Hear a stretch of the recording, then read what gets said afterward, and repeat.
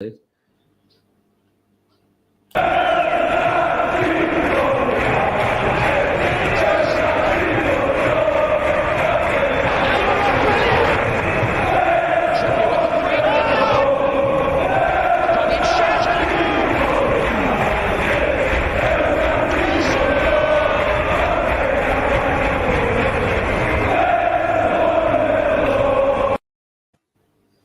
evening, everyone. It's Chris and Mark from the Evermore podcast. It's Monday night. We're slightly late than we normally are, thanks to technical difficulties. But it's a Monday night. We're asking the same question we always ask: what's going on? Mark, I'll tell you what's going on. We nearly beat the champions of England, mate. We were sensational at the weekend. How did you enjoy that game, pal? That was all right, wasn't it, for a game of football? I quite enjoyed it. It was decent. Absolutely, no doubt about it. It's we've got plenty to get stuck into about that game and everything else. It's oh mate, I'm still buzzing from it. Honestly, I was lucky enough to be there, courtesy of PK, who scored me a ticket. Obviously, you watched it at home, mate, so I had the best of both worlds in terms of watching it, and just an unbelievable game. We're going to get stuck right into that in a minute, guys. Just before we do a little bit of housekeeping. If you haven't already, please click that like and subscribe button. If you're new to watching us, thank you so much for tuning in. We'd love you to click the button and come on board. We've got about 1,640-something subscribers. I'd love to help you get us to 1,700 if we can, and onwards and upwards from there. Much like Eddie Howe's Newcastle, we're live as well tonight. So jump in the comments. There's a few of the guys that have. Evening to you, BT. Great to have you back on board, buddy. Ash is in the house. Evening to you too, Ash. Jimmy's there. Mint performance too, right, Jimmy? We've got loads to say about that. We've got Leroy as well. Evening to you too, buddy. Absolutely. And BT's saying it was the best match of the day. It really was. Shearer was really trying, Mark, wasn't he? Not to just go like, fucking get it, like just scream in front of the camera and stuff. He was still buzzing with Big Al, wasn't he, mate? And rightly so. Do you know what that was? It was a brilliant advert for the Premier League. That game. It was absolutely everything in it. It was. You know, sometimes you look at games where they are high scoring and you think, God, the defending must have been absolutely woeful at times. But actually, it wasn't. It was one of those games where players took their chances when they had them. There was some brilliant goalkeeping. Defenders did defend well. There was some brilliant tactics on show, especially from Newcastle as well. So it was just a really good game of football. And for Newcastle fans watching that, just think you've gone completely toe to toe with City. And at times played them off the park. Yes, they had massive amounts of possession, but it's what it did with it. So it was just brilliant to watch.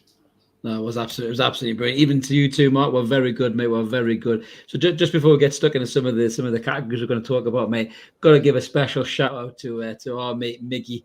War flags obviously had a War Miggy flag up. Which was absolutely fantastic to see. Miggy ran his socks off, really. We saw the good and the bad side of Miggy. You know, sometimes he was a little bit lackadaisical, tracking back, leaving Trippier 2-on-1. But he worked his nuts off. And, I think as PK said, it's Miggy 1, Grealish 0. Old Captain Jack didn't even get in the squad, mate, did he? So do you think Pep did that on purpose? Often hiding. On purpose? Often hiding. Do you think Pep hooked him on purpose, or was it injury or something? Or? I think there was talk that he had. Did he picked up a knock or something? But did he have a knock to his pigeon chest, as Ash is saying there? I think he'd gone for a haircut or something. To be honest with you, it wasn't.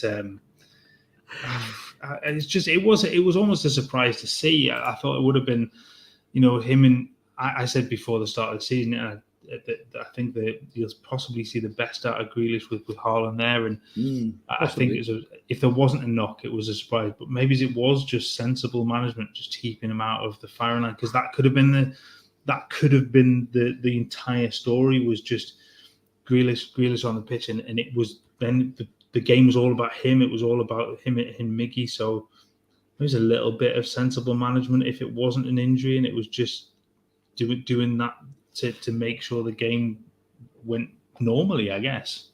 Yeah, well, he's got that big of a squad. He can move things around. But I did love Liam Gallagher's tweet when he said £100 million player. He's not even in the squad. Is he off getting a haircut? So I think Liam Gallagher's on the same page as you was, mate. I think honestly, which then resulted in Newcastle fans quoting his tweet and just saying you've got to roll with it. And what did I think I said, stop crying your heart out. And there was many Oasis puns pointed towards Liam Gallagher, which I hope he did see the funny side of, mate, to be honest with you. But there was one man above Miggy, who stood out, mate. And listen, we're quick to give him a kicking when he's frustrated, but we need to be quick to praise him, mate. Maximum impact. Allan Saint-Maximin, mate. He was unbelievable yesterday. He just, when he's like that, I think he's unplayable. I really, really do. I don't think there's a defender in the league wants to mark him when he's at full flight like that. And I think you said this, Mark, as well. We were pre-recording our post-match analysis show before, so check it out, guys. It should be out tomorrow on the channel. But we were saying as well, mate, his final end product was just, it was way better than it normally is in that game, wasn't it? Something just clicked for Maxi.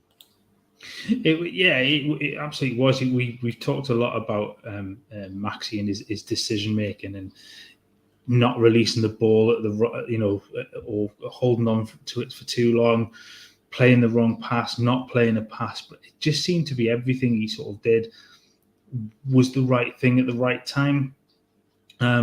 He completed the majority of his dribbles yesterday. I mean, he wasn't really given too much of a challenge in that regard. I guess he was allowed to play, and I think that's possibly something that Howe identified pre-game is to really isolate the likes of Walker one-on-one with him, because although Walker's got bags and bags of pace, he's not as fleet of foot in terms of his turning and his balance. He's not his quite agility in that regard. He's lightning quick over the ground, and man for man, he's probably quicker than most of the players in the league.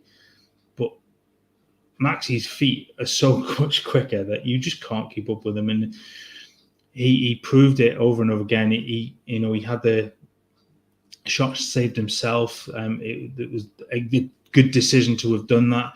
The release of the ball for the chance before that went to Miggy, that Miggy put over the bar, the actual ball in for Miggy's goal.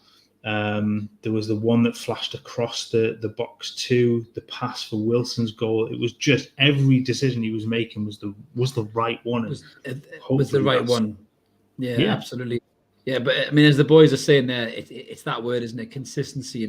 BT saying, can you keep it up throughout the season? And Ash is saying, why can't he play the guy every week or close to that? I actually said to, I think it was PK when we were leaving, I said, he'll be shit against Wolves. And they went off.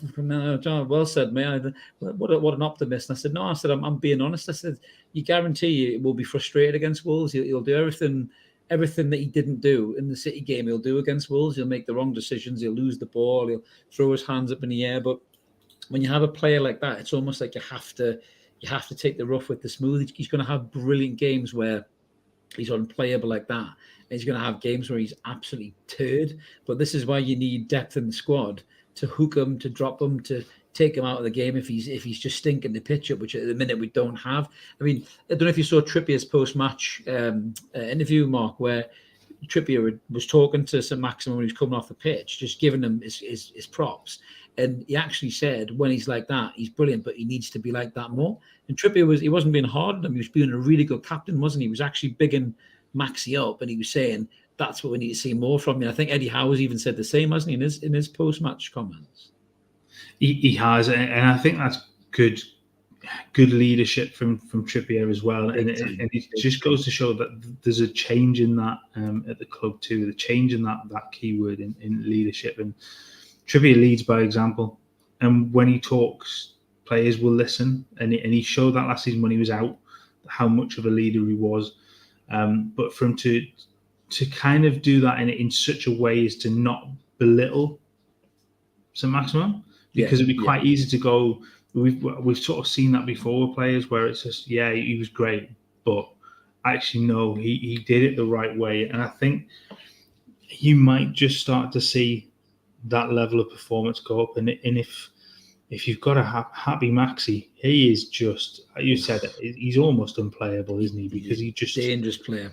You almost can't get the ball off him when he's in that mood. And he gives the ball away an awful lot. He didn't yesterday. He just didn't. He didn't do that. Like I said, he just made every right decision, and it was just a brilliant performance.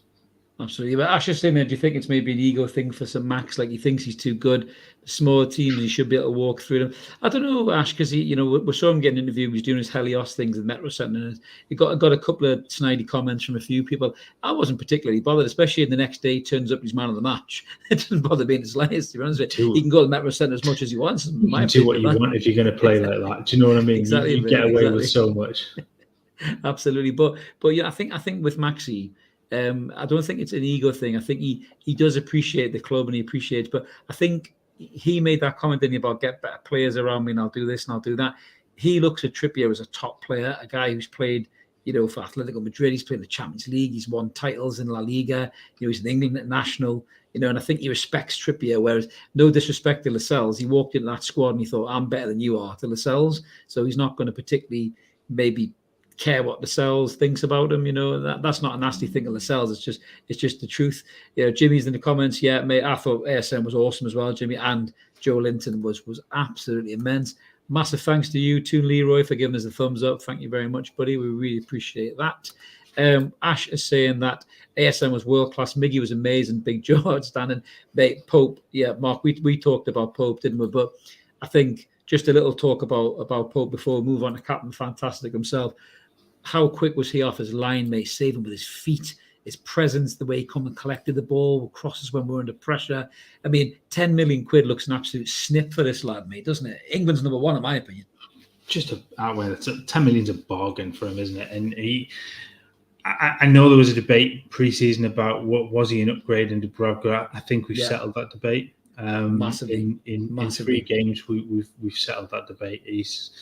He was so good. He was.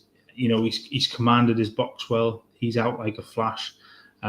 His reading of the ball to be able to go down at the players' feet when some of the City players got through, whether it was Gundogan, Haaland, to be out to smother the ball quickly.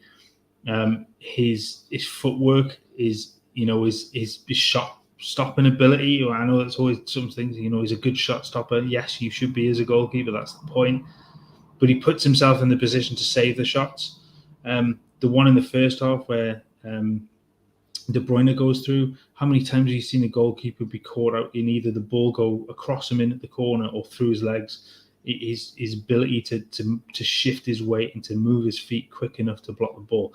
He's absolutely England's number one. I cannot see any reason why he's not starting for England next time round. Absolutely. I think Ash is right. Dubravka's thick. I'm not getting replaced, but I still think there might be a little bit of movement with Dubravka, possibly as a make way for the Maddison deal. We'll come on to that in the transfer talk as well. Just got a comment there from Daniel. How you doing, mate? Class game, growing in conference. Drab draw at Brighton was a great point now.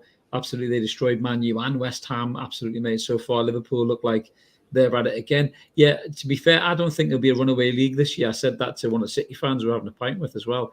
Absolutely, man. I think, if we keep playing this way, we could have a really strong finish. One for you, Mark, as the keeper. Out of him or Ramsdale? Pope or Ramsdale? Who's your number one?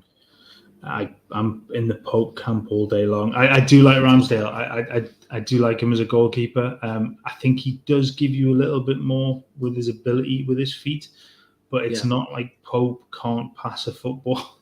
And there was that myth before when he doesn't have the ability to pass. He does. He was never asked Burnley to do it. Burnley. Of course, yeah, you can't really do that. They were playing for Sean Dyche. Sean Dyche isn't going to want to play out from the back. Stone cold Sean Dyche. But yeah, for me, it's Pope's to lose now. I think he has to be the front runner for the number one spot now. I think he'll start, as Ash says there. He's like 18 out of 20 shot stopping. He's next level. Absolutely amazing. He's absolutely brilliant. And just one more on Pope. Ash is saying that save where he tipped Haaland shot to the post was absolutely. Was that totally uncelebrated? No. Yeah, Mark's a keeper, mate. He was bouncing. To be honest with you, I was at the Leazes end and I didn't think that he saved it. I just thought Haaland hit the post. And then we were in locals watching it on the camera, like the little kind of Sky clips, little clip bits. And I said, I can't believe he saved that. And then somebody next to me went, I told you he saved that. Because obviously they were in the Millville or something. Honestly, it's one of those where you have to get something on it. I mean, that was nestling in the corner. And he just flicks to it was just a sense. But he had 2 or 3 that were great saves. he's just a brilliant goalkeeper, and the fact that you've been able to pick him up for so little is just a brilliant piece of business. Absolutely, 100%. That's a lovely comment from Toon Leroy there. He's nominated or voted for us at the Football Content Awards 2022 on a couple of categories as well. Thank you so much, mate. I didn't even know you could vote for us. I thought that was for the big dogs, mate. I thought we were just too small fry for that kind of thing. But you're a top man, Leroy. Thank you so much. Absolutely superb, that, mate. You're a legend. I think Ash is saying that Sky missed the save. Doesn't surprise me, Ash. Sky spent most of the time wondering why Manchester City weren't 6-0 up, possibly by half-time. If anybody didn't see that ridiculous interview after, that was the same guy, Mark, who did that horrible Joe Linton interview. Remember when he said, "I didn't know you were that good"? And Sean Longstaff buried him. I can't remember the guy's name now. I'm not even going to bother Googling him because my phone's over there and I can't be bothered. But, what a rubbish interviewer that is, man. Pep Guardiola put him in his place, didn't he? He said, actually, the team in black and white shirt were fantastic. And he kind of buried him, didn't he, for that? I think sometimes it's a case of the interviewers trying to make, are they making a name for themselves, or can he pass? I just read. Well, I'm gonna pull that one up, Ash, because I've been accused of swearing too much, but you've just done it for me, mate. So I just read it out loud. I couldn't stop. It was just But they try and do this, don't they? Try and get a rise out of people, and I think that name suits at that particular point, because it was just it's not all about how bad you maybe perceived that Manchester City were. I don't think they were particularly bad. They come up against effectively a freight train yesterday in Newcastle, and the way that they performed for probably 75 minutes out of the 90. I think there was probably 15 minutes out of the game where it was where it was really City dominance. But other than that, it was just a brilliant master plan, I guess, from Howe. I love your Oasis pun there, mate. The master plan, absolutely superb. Did you intentionally mean to do that? You just fall out of your fall out of your banter box. You should let that one go, mate. You should let that one go. BT saying he's read that there's talk about is that Jose? Oh God, how do you say that name? He's lost me there. From LSCB. Well, do you know what? We'll have a look. Yeah, well, where's the Lynchman when you need him? But we'll have a look at that. We'll see what's going on. Ash is saying his dad's a Liverpool fan. He's watching it, and he said that at the end they should give Man City the shirt to the ref, 11 versus 12. He's right, to be fair. I think that the ref was poor, Mark. Just a touch on the ref, especially in the first half. He blew his whistle so much I thought he was at the Leeds Festival, having a bit of a dance in the field somewhere, and I can't believe I'm saying it, but we're going to come on to it later on. But he was saved by the technology, really, because some of his decisions were stinking, mate, weren't they? He was. I mean, what did Rodri have to do to get booked? I mean, he committed the exact same foul as Bruno did for his booking. There were 2 or 3 other ones where they were cynical fouls. They're the yellow cards all day long, and it was just. I mean, he booked Cancelo, didn't he, early on, and he booked Stones for the trip on Maxi when he was running through. But other than that, he never even looked like he was going to get his card out for them. But it was just allow everything to go. And these were, I know they've been given this mandate to kind of allow more to go in games. But these were fouls. These were cynical fouls that were going on, and they just weren't getting pulled up properly. Absolutely. Even to you, Peter. Good to have you in the comments, mate. If you're new, smash that button, mate. It's great to have you on board. Jimmy's saying that with a couple of smart additions, I reckon top 6 as well with our capabilities. Do you know what? Looking at the way the other teams have started, Mark, I don't think Jimmy's a million miles off there. Yeah, we actually didn't talk about this earlier on, but yeah, to me, that pen where Shaw got elbowed and had no pen. That was a John Stones one. When I first looked at that, I didn't think it was, but when I watched the replay, that's clumsy by John Stones. I'm actually surprised that it didn't go to VAR for that, mate, as well, to be honest with you. Well, it was one of those where, on first glance, you just think, they've gone for the ball. He's cleaned him out a little bit, but it's been an attempt to go for the ball. And when you watch the replay, you go, hang on, he's nowhere near the ball. If that happens at any other point on the field, it's a free kick. Absolutely. Why is it not a penalty? And it's another one again. Yeah, I agree with that, Jimmy, as well. Especially for Trippier's challenge with Trippier. Let's move on to Trippier. So 2 sides of Trippier in this game. I mean, first of all, just what a brilliant leader and captain this guy is. He uses quality, he uses class. He's got a presence on the pitch that just stands out. Like the players of old that we had. The Shearers, the Rob Lees, the Gary Speeds. The players like that that just stood out a mile away. You could see them on the pitch. You knew that they were going to do something special, or they were going to try their best to win the game for you. So a foul happens on the edge of the box. The whole stadium erupts. Kieran Trippier over the wall, as we all sing. It's not Trippier, it's Trippier up here. And he stood up, mate, and what a breathtaking free kick that was, Mark. Just what a player to have in your arsenal. Pep Guardiola must have done his nut when he saw that tackle go in, mate, because that was just bread and butter for Kieran Trippier, wasn't it? It really was, and it was it was so well hit. It was so powerfully hit and so accurate. And it really gave the goalkeeper no shot. I think he has a slight movement to his left before it struck, as Burn sort of runs away from it. But as soon as that ball's passing the wall, he's got no hope, because it's only going one place. It was just sensational. You're right, Ash. The free kick, it was amazing. I think I watched it back about 60 times. I'm still not sick of it, mate. Thanks very much. Stotties, hit the button and subscribe. Costnow, you're a top man. Thank you so much, mate. We really appreciate that. And thanks for joining us tonight as well. What Ash is saying, as soon as Maxi got chopped, I knew Trippier was scoring, and so did he. Even when Shaw was going to score, he even told Shaw he was going to score. What a legend. Do you know what it is? We said this earlier on, that the last player to score 3 free kick goals for Newcastle United was Laurent Robert. So that tells you the consistency that Kieran Trippier has, and that wand of a right foot of his. But his technique and everything. They were calling him the Berry Beckham, the interviewer called him after the game, which I'm not overly keen on. But it was just absolutely brilliant. When you've got a player that can do that kind of a thing, I was scratching my head thinking of the last player we had that could really take a free kick, and I think I went back to Cabaye.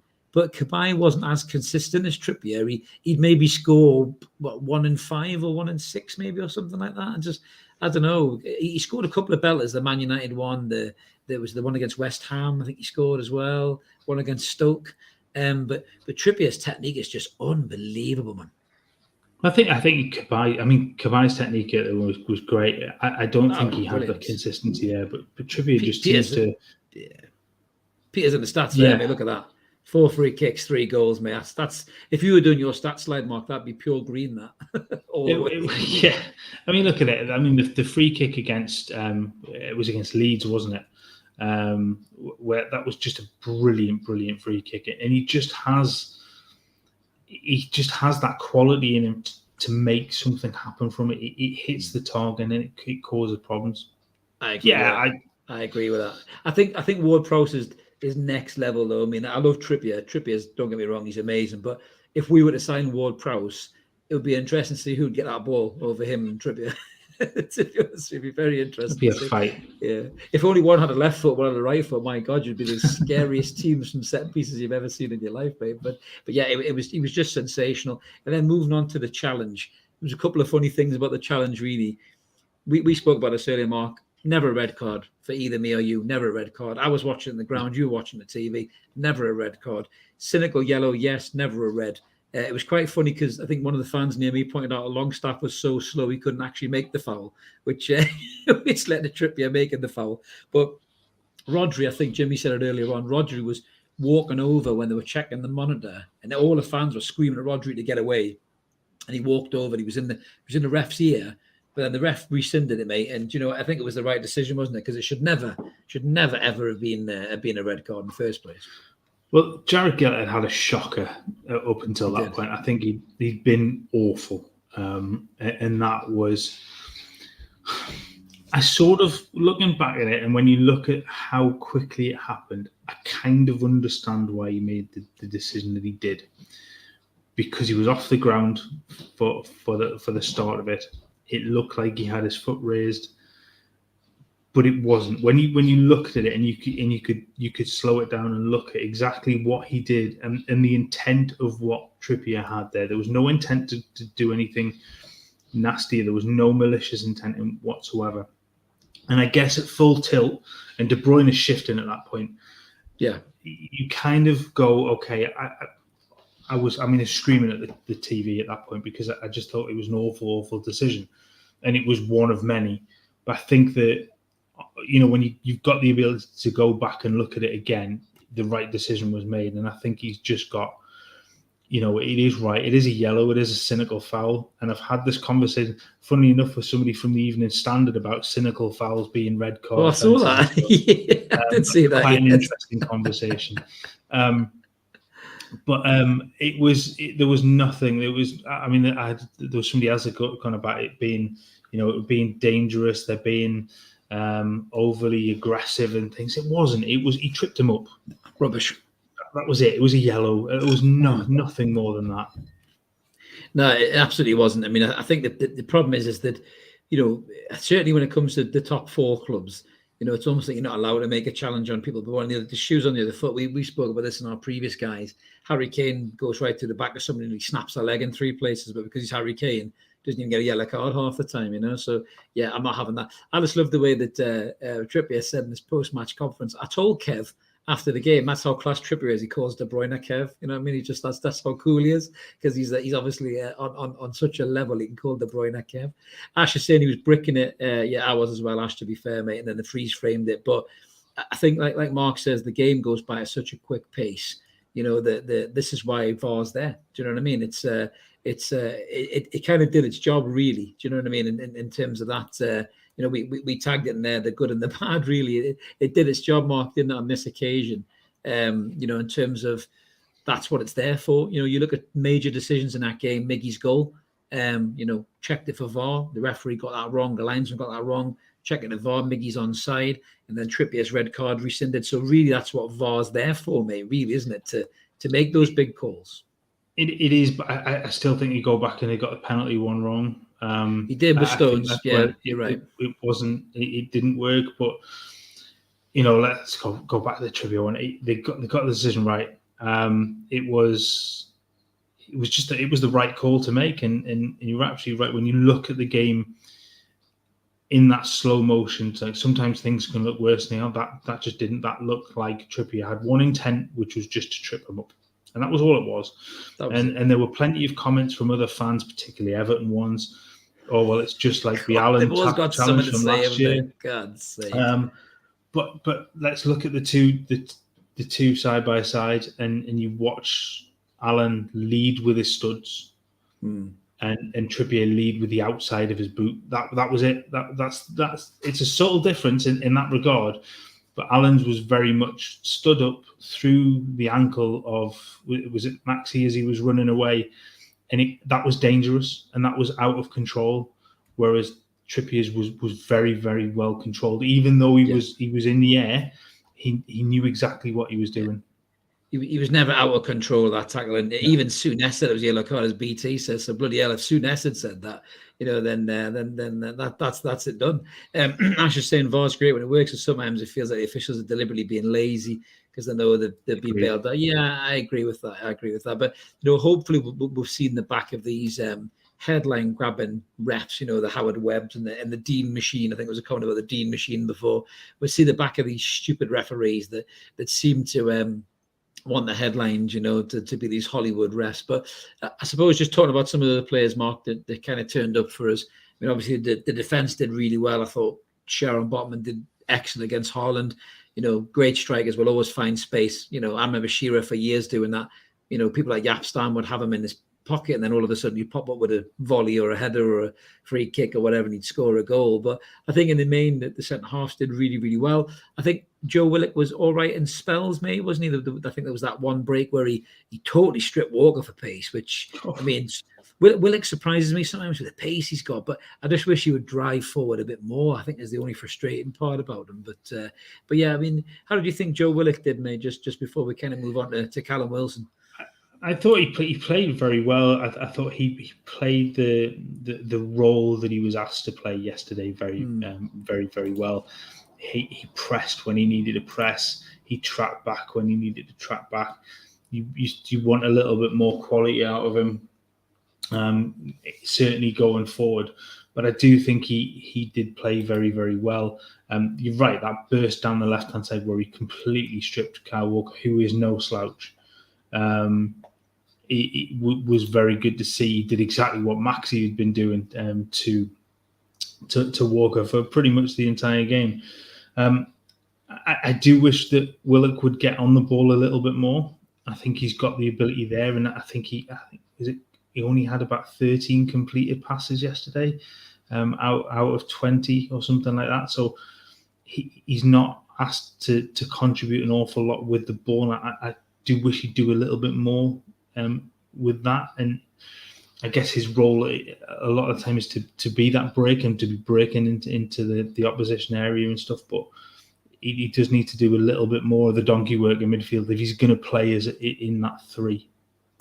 Absolutely. As you're saying, there was a point where Willock had the ball laid off him at the edge of the box, and if he'd swung a right foot at it, it would have been a belter of a shot, but he took a touch. Yeah, this does worry me a little bit. It's a good point Ash raises, Mark, because I think there's two sides to Joe Willock. I think the Joe Willock that we got on loan was what Joe Willock had been for years, which was arriving in the box, goal-scoring midfielder, made brilliant runs. He scored, what did he score? 8 and 8 or whatever it was. And he had that kind of that Frank Lampard-esque knack of just arriving in the box to get a goal. And it was brilliant to see at the time. But Bruce goes, Eddie Howe gets a hold of him, and he's working on his other parts of his game, his pace, his pressing, his ability to play for the team. But I would love to have a hybrid of that Willock and that Willock together, because once you do that, you've got one hell of a midfielder on your hands there, mate. Have you not? You have. I think you've just got to look at it in terms of young still. Eddie, he is. That's one part of it. But you're also playing a very different style of football now. It's just a very different thing to have him almost hit and hope. Play it forward, get it forward quickly, and just hope something breaks for players running onto it. And in that sort of half a season, it worked, and Willock coming in late for things and making those runs in the box. He's being asked to play a different role, and I think it's taken him a little bit of time just to get used to that style of football and the job that he's been asked to do. But I think for the last couple of weeks, he's performed very, very well. He's not perfect. Yes. He's nowhere near. He's not hitting sort of 8s and 9s out of 10, but he's at least a solid 7, 7.5 out of 10 in those performances. He's not giving you perfection, but he's giving you a good, solid base to build a very good player out of. Absolutely, I don't disagree with Toon Leroy's comments there. I think all of those other teams, so to speak, we always seem to have the rough end of the sword when it comes to VAR compared to the greedy six. But I think that's systemic, that maybe one day we'll be part of that six and we'll probably get our benefits on it as well. Ash is saying we don't hit and hope, we hit and pope. Very nice, mate. Very nice. I'm waiting for Jimmy to come in with one liner now. You sort of mentioned there about they sort of becoming part of that conversation in the top six and stuff. I did see one Liverpool, it seemed rather bitter Liverpool player that kept referring to it as old oil versus new oil. Oh yes, I did see that. Yeah. Blah blah blah blah blah. Whatever. To be fair, that yeah, it is. But when you look at that though, realistically, let's call a spade here, right? Apart from the back four, really, right, and Bruno, that was pretty much what Bruce had. You know what I mean in terms of the players. But Eddie Howe is getting way more out of those players than Bruce ever could have got. But this is the same Bruce that they were quick to big up as good old Brucey. But these guys don't want Newcastle to excel. They don't want Newcastle to be what they can be. When you saw that game yesterday, Mark, we looked like a top 4 side. You would have thought we were a top 4 side every season the way we played against them yesterday. And do you know what? Long may that continue, mate, because with that atmosphere, this fan base, those players, that manager, sky could be the limit, mate.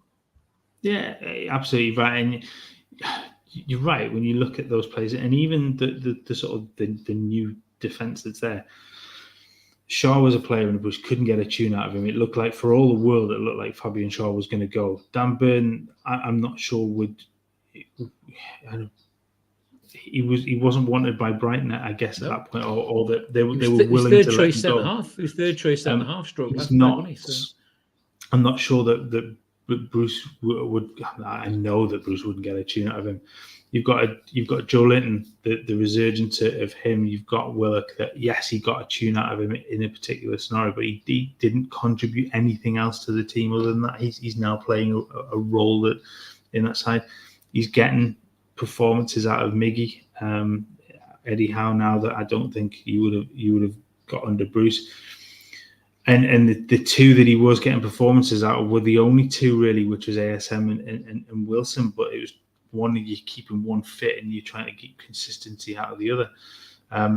It's just we talked about this in the tactics one, isn't it? It's just about seeing the evolution of the side and what they're being asked to do. And you've got a manager that is making those players better, and even the players that aren't world-class players, they look like they belong on that stage. It's just brilliant to see them to be able to compete at that level and look like they belong in that top 6 conversation. I'm not going to go quite as far as saying top 4 yet, but they belong in the conversation now, that they can compete. They've shown that they can do it.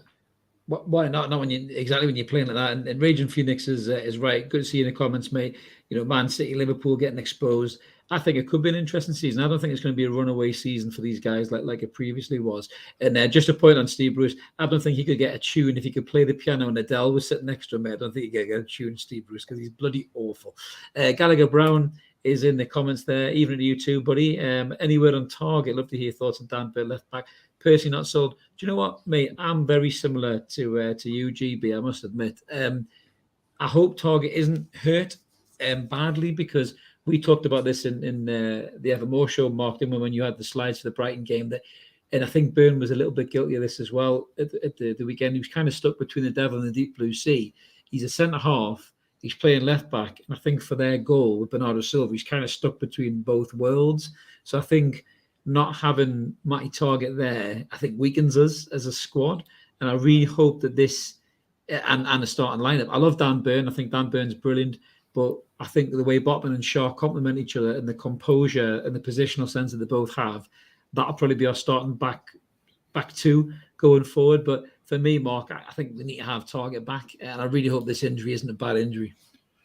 Yeah, I mean, I think I've said this before, but a dead leg, it just seems a strange thing to be out, to have to miss a couple of games. I guess it depends on a rupture or the something, severity of the impact and stuff. So let's hope it's not too long for. But I just think he gives you better balance at left back. And there were a couple of moments in the games, in particular, that were the City one, where you just saw Burn lose his bearings a little bit at left back, and you're right, stuck between two sort of roles, and he's been used to playing at centre back. He's playing at left back, which he's done before. But I think when you've spent that long playing in a particular position, you then got to get used to it again. And he just let players run a little bit. If you kind of look, I guess the first City goal, he gets a little bit completely bamboozled by Silva's ability with his feet to change direction. He loses Silva again for their third goal. Where he just allows him to run across the back four and get into that space, and he just stops. And he has to have the awareness to be able to either to track that run or to pass him on, and that just didn't happen. And I think you get a little bit more, I guess, stability at that position from Target. And he is a big miss when he's not there, but Burn has filled in very, very well for the last couple of weeks. You can't disagree. I know Ash is saying Lewis is back soon, and he says he thinks we need him. I'm not convinced with Lewis, Ash. I mean, I hope I'm wrong. I hope he steps up and obviously shows what he's worth. And under this manager, who knows, you might get a lot of him. There was one thing that was a bit of a concern, Mark, was Callum Wilson. I mean, obviously in the game, brilliant centre forward performance, held the ball up well. It was an absolute thorn in City's side. He showed his qualities there. As I said before, he led the line superbly, linked up well with the creative players around him, took his goal superbly. I mean, he is probably, next to Harry Kane, in my opinion, one of the best finishers in the league in terms of the England squad. And I'll be shocked if he's not in there. But he did come off about, was it 70 minutes, I think it was, and Eddie Howe said he was feeling his hamstring. So I just hope that's not a start of a Callum Wilson out moment, mate. It's a worry, isn't it? I mean, he wasn't moving particularly badly, I guess. When he came off, I think his movement had dropped, and that is a worry. I think that the need to have somebody now to come in to sort of fill that void if he isn't available. He's got a break. You can do without him on Wednesday, and give him time to recover. But it's another hamstring injury if it is, and they don't go away quickly. And when he is reliant on movement and pace, it is a worry. And it was the one thing we said coming into the season about keeping him fit and having somebody. And this is one of the big things with the potential deal for Ekitike when we talked about that. It was somebody there to be able to pick up the pieces when he wasn't available, or to relieve him of minutes during the game when you didn't need him to play a full 90. Yeah. And the worry is that it's something almost innocuous, and I guess they've picked it up quickly, and it's not been he's not pulled up lame or anything like that. It is just some things, he's felt something. Well, it's just a little bit of tiredness, a little bit of cramp. He put an awful lot of work into that game as well. It was a fast-paced game as well, to be fair. And he was constantly on the move, wasn't he, as well, to be fair. So. And he along you talked about leading the line. He led that press and pressing those Manchester City players back. In the middle there, he was pushing towards the goalkeeper, towards those centre backs. He did an awful lot of running, and hopefully it's just something along those lines where it's a little bit of a tweak, and it just needs a few days rest. If it's anything more than that, then alarm bells again ring, and hopefully then it just leads. You need somebody coming, because you can't rely on Wood. Yeah, well, it was a sensational result. And to be fair, Wood, his movement looked a little bit better when he came on, but he's not the answer. But it was a sensational result for the lads, mate. So.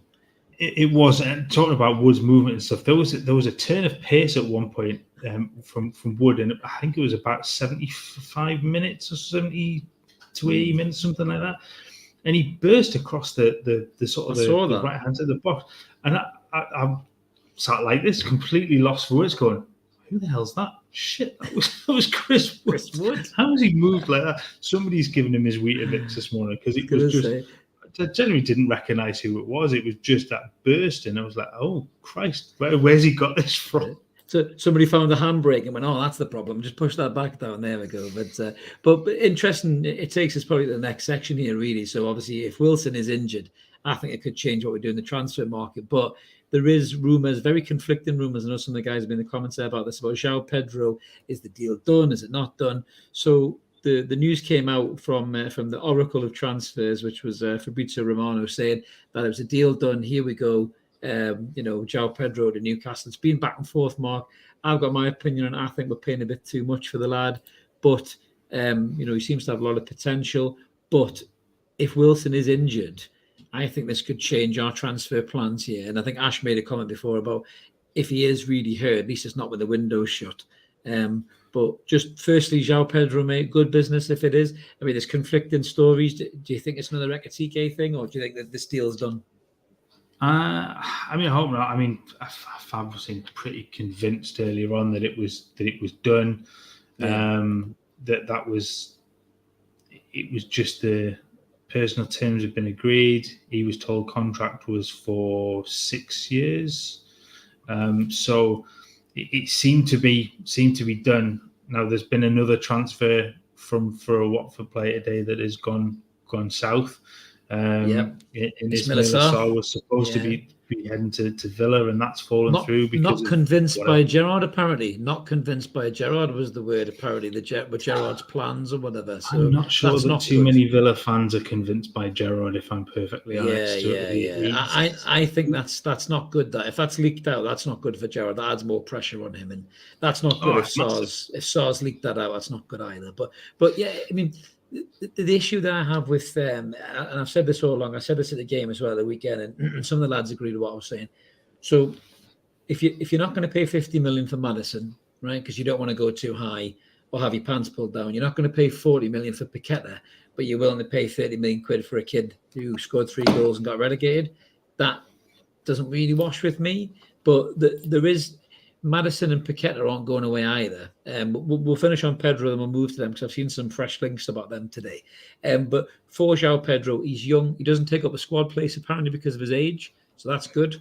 He can play out wide. He can play through the middle. we do need reinforcements there, mate. If Mickey goes off the boil, if Maxi has another one of dodgy games, he can't play through the middle. Do you think this is good business by the club, mate? Or do you think it's too much money for a kid at that level? I differ for you. I think it's a good deal. I think you look at him and you go, yes, he only scored 3 goals. He scored 3 in 18 last season, 1 in 5 for a side that was shit.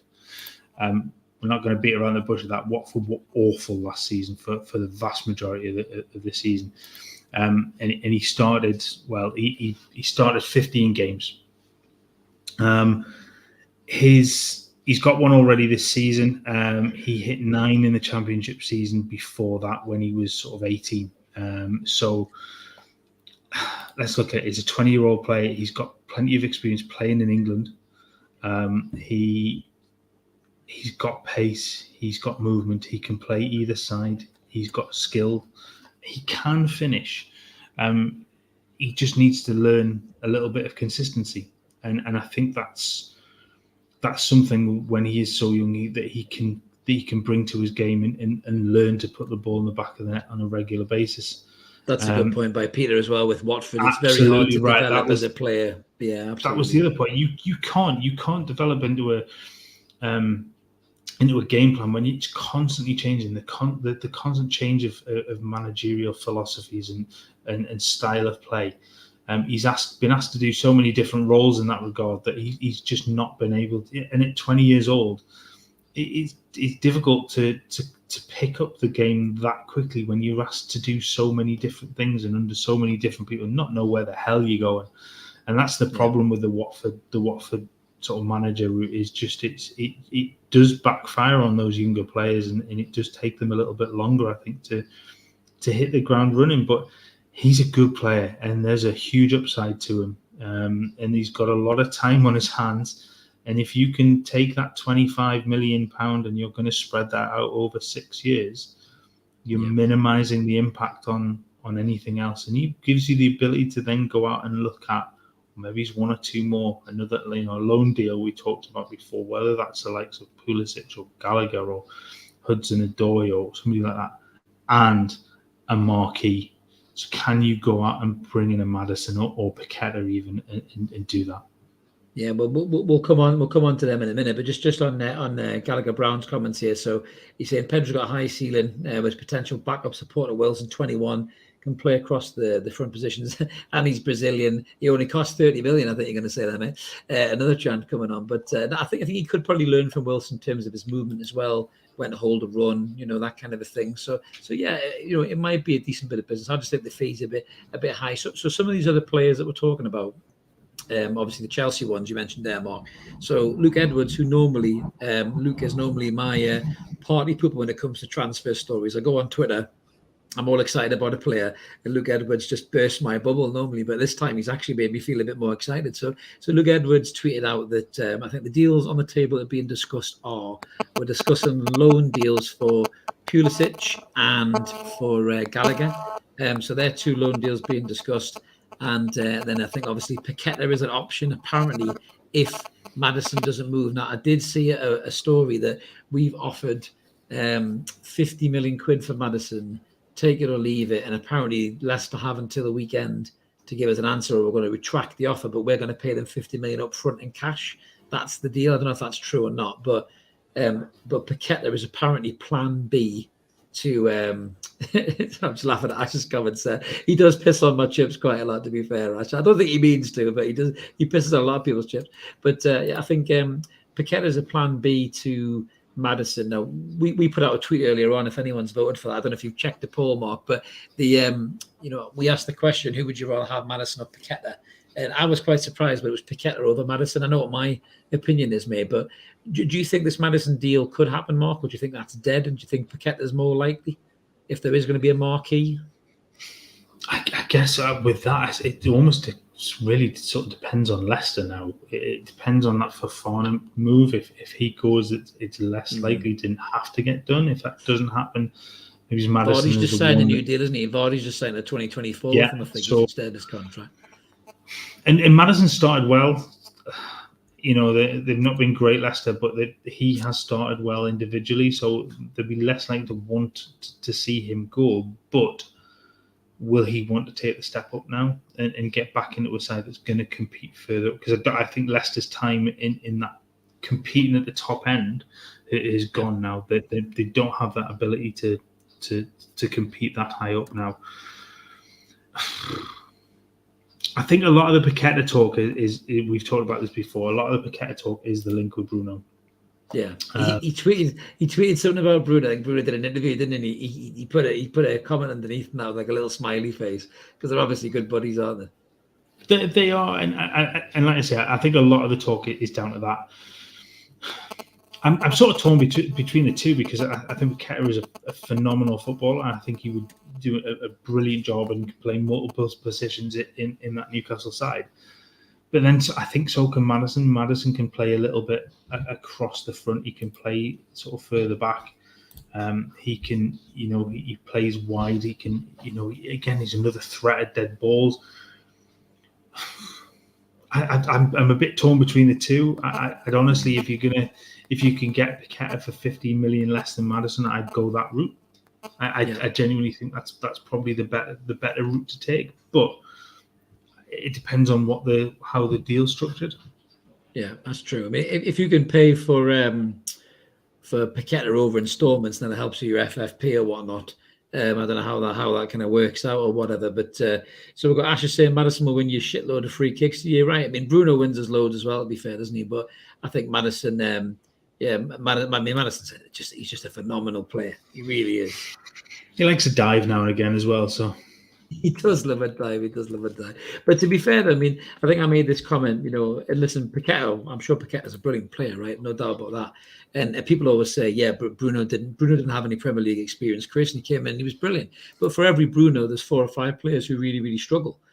So, like him or loathe him, I know our very own Di from Evermore thinks that Maddison's a bit of a prick, but he's a fantastic footballer, and he's one of the best in his position in the league, and he's consistently proved that over the last few years. So if you can get a player like that, you got opportunity. Why don't you take it? But Gallagher Brown saying Paqueta over Maddison, I get the desire from Prem experience, etc. But I really feel after the World Cup, Paqueta will be seen as next level. Maybe you're right, GB. Maybe you're right, mate. But I mean, I've just loved Maddison as a player for so long. I know he's a bit of a knob, but I just think, he's a phenomenal player, Mark. But the fact that these are the players apparently we're talking about shows that while we're coming to the last kind of week and a half of the window, whatever it is, just under 2 weeks of the window, Newcastle have got some serious deals on the table here, mate, haven't they? I mean, if they can get the 2 or 3 of these players in, I mean that's going to improve us exponentially, isn't it? Oh, absolutely. Let's go back to that touch as well. Before you were talking about the couple of loan deal potentially, you can only have one of them. Yes, you can bring in 2 domestically, but you can only have one from one team. So it's got to be one or the other. But there are some big names that are still there. There are some, there's still some clout in this, in this transfer market now, and I think that the moves in the next the next 10 days, we'll see at least a couple, if not 3, come in now. I think that. We've seen the start that Newcastle have had. We've seen the players that are putting in the performances. You need that help. You need that support in that squad now to be able to keep that up and to maintain that push into that top 6 or 7. Yeah, I mean, we've said it before. Pulisic for me would be such a shrewd bit of business. I mean, he's 23 years old. He's captain of his country, so he's got that leadership quality. And he can play through the middle as well because he can score goals. So if you're getting João Pedro in, as I suppose one for tomorrow, so to speak, as a young age, can play across the front 3 or whatever. If Pulisic comes at that side, and Wilson is injured for a sustained period of time, he probably could play Pulisic through the middle, Mark, couldn't you, in the front 3? Because I think he could play there and get goals. I mean, he's not going to be the same as Wilson, but he's got the movement. He's got that. He can pull on the shoulder of defenders. He can find space. He can create goals and pull defenders out wide. So he could give you something in the squad, couldn't he? He could. I'm not sure it would be ideal to play him in that position. I'm not sure he isn't an out centre forward like that, but he can do you a job. He's a goal threat. And that's the key. And if his movement can get you into positions there, then yes, he can certainly do that as a backup in that role. Had to pull that up. That's absolutely superb. He's been around since Pussy was a kitten. Ash, that's superb. You say we make you laugh, mate. That's absolutely killed me. Like, that's absolutely superb. That. To Leroy saying Paqueta will be a better investment after the World Cup because the Brazilian manager actually picks him, as opposed to the England manager just picks the same group from 2018. I do not disagree. That's a fair comment by John as well. I do think Maddison gets a bad rap with this party boy kind of tag. Because he's saying, is he another Grealish? Could he upset the dressing room? I mean, I think Grealish, to be fair, at Villa and England, everybody says Grealish is a great lad. He's great for the dressing room. You know, he's a character. He's all this type of stuff. But I think Maddison gets the same at Leicester, you know, and obviously Brendan Rodgers speaks really highly of him. And Brendan Rodgers wouldn't mess around with toxic characters. He's a good manager. I just think that Maddison's been unfairly tagged with this party boy tag. I actually would have him in England squad over Grealish, if I'm honest with you. I think he offers more as a player. I don't know what you think about that, Mark. Productivity-wise, absolutely. What did we look at? Was it 10 goals, 8 assists or something last season, as opposed to Grealish's performance, 8 assists, something like that. Yeah. He definitely gives you a little bit more production. He's like you said, he's a threat at set pieces. Is he another one? Do you know what he very well could be? He could be another one that is very, very good in a team like Leicester. Like Jack was a very, very good player at Villa, and that's a level where he can outperform the team he's in.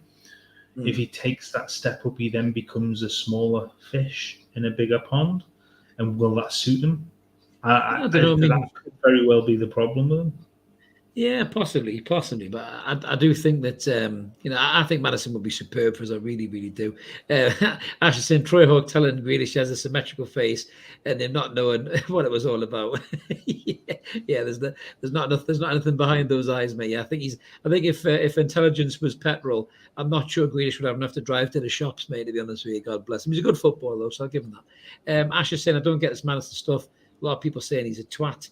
I say, if you met him, then you say no. I've met him and he was nice, even after I knocked his drink over.